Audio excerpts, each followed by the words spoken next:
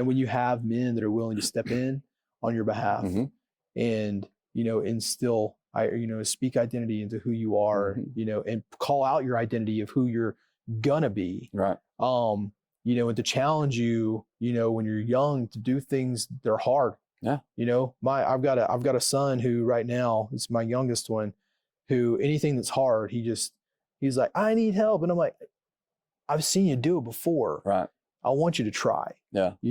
But to be able to just push them a little bit, to help them to overcome the hopelessness maybe that they feel, right. And for whatever reason, and to help them understand what boundaries are, right. And what respect. And that's is. where, as a parent, that's your opportunity and your job.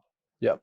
To teach them these rules and guidelines to life. It's not something that they learn at church and school or society. It's the parent's job. Yeah. And we have gotten off a set of standards for society and culture. Oh yeah. Which, I'm all for freedom and, live and let live. But at some point there has to be at least a certain set of standards, like the commandments are in the Bible and things, and we just are a willy-nilly society right now, and that's putting it very lightly.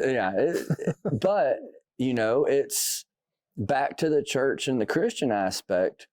I'm all for that. We are meant to live. And we are meant to explore, and we're meant to question things. We're meant to figure out our purpose and to fulfill it. And we're just meant to be wild creatures. Yeah. Yeah. But you look at where we're at in society now in regards to the religion and Christian churches and things, and it's a bunch of tamed, watered down individuals. Oh yeah, man. Not fighting for the Lord and in fear. But they've got themselves convinced they're the best Christians. They post their Bible verses. They do all of the things. They go through the proper steps that they were told they're supposed to do. So I understand they don't understand. But, how do we get to these people and say, I understand you got the right ideas. You've just been misled. Yeah.